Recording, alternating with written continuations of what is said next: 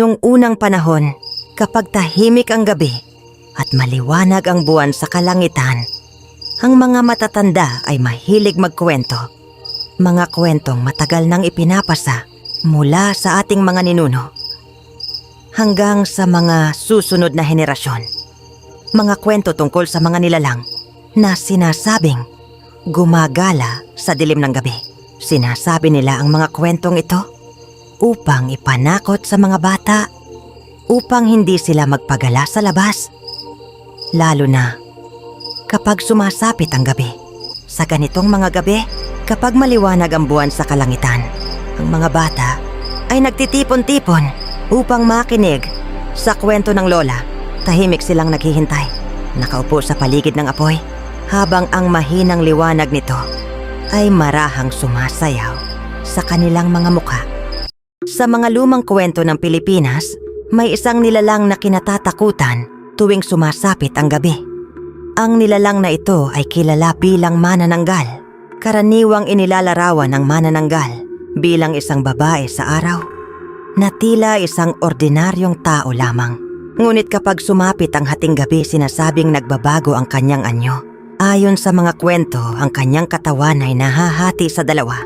Ang itaas na bahagi ng kanyang katawan ay nagkakaroon ng malalaking pakpak at lumilipad sa dilim ng gabi, habang ang ibabang bahagi ng kanyang katawan ay naiiwan sa lupa. Sa katahimikan ng gabi, sinasabing ang manananggal ay naglilibot sa mga baryo at kabahayan, naghahanap ng kanyang susunod na biktima. Ayon sa mga lumang kwento, ang manananggal ay karaniwang lumalabas kapag malalim na ang gabi at tahimik na ang mga baryo. Sa oras na iyon, karamihan sa mga tao ay mahimbing nang natutulog sa loob ng kanilang mga bahay.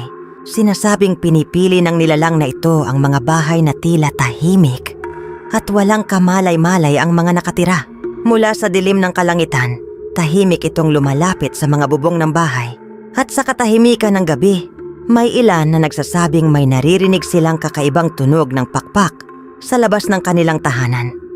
Ayon sa mga lumang kwento, sinasabing may mga paboritong biktima ang manananggal. Sa maraming alamat, pinaniniwalaan na mas pinipili nito ang mga bahay na may buntis na babae. Kapag tahimik na ang gabi at mahimbing na ang tulog ng mga tao, sinasabing dahan-dahang lumalapit ang nilalang na ito sa bubong ng bahay. Mula sa dilim ng gabi, tahimik itong nagmamasid sa loob ng tahanan. May mga kwento rin na nagsasabing naglalabas ang manananggal ng mahaba at manipis na dila. At gamit ang mahabang dilang ito, sinasabing naaabot nito ang kanyang biktima habang sila ay natutulog sa loob ng bahay. Dahil dito, matagal nang nagbabala ang mga matatanda sa mga baryo tungkol sa nilalang na ito tuwing sumasapit ang gabi, lalo na kapag may buntis sa loob ng bahay. Dahil sa takot sa manananggal, matagal nang may mga paniniwala ang mga tao kung paano nila mapoprotektahan ang kanilang sarili. Sa ilang baryo, sinasabing naglalagay ang mga tao ng asin sa paligid ng kanilang bahay tuwing gabi. May ilan ding nagsasabit ng bawang sa mga bintana at pintuan bilang proteksyon laban sa nilalang na ito. Ayon sa paniniwala, ang matapang na amoy ng bawang at ang asin ay maaaring makapagtaboy sa manananggal upang hindi ito makalapit sa loob ng tahanan. Ayon sa mga lumang kwento, matapos ang paglipad at pangangaso sa kalaliman ng gabi, kailangan ng manananggal na bumalik sa kanyang naiwan na ibabang katawan bago sumikat ang araw. Sinasabing ang kalahating katawan na iyon ay nakatago sa isang madilim at lihim na lugar habang siya ay lumilipad sa gabi. Ngunit kapag papalapit na ang bukang liwayway, mabilis na bumabalik ang nilalang na ito upang muling pagdugtungin ang kanyang katawan.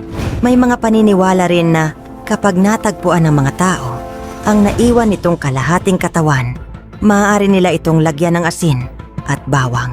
At kapag nangyari iyon, sinasabing hindi na makakabalik ang manananggal sa kanyang katawan bago sumikat ang araw. At yan nagtatapos ang ating kwento ngayong gabi. Kung nagustuhan ninyo ang alamat na ito, huwag kalimutang suportahan ang ating munting kwentuhan. Mag-like, mag-subscribe, at i-click ang notification bell para sa susunod pa nating mga kwento ng kababalaghan. Hanggang sa muli, sa ilalim ng maliwanag na buwan. Thank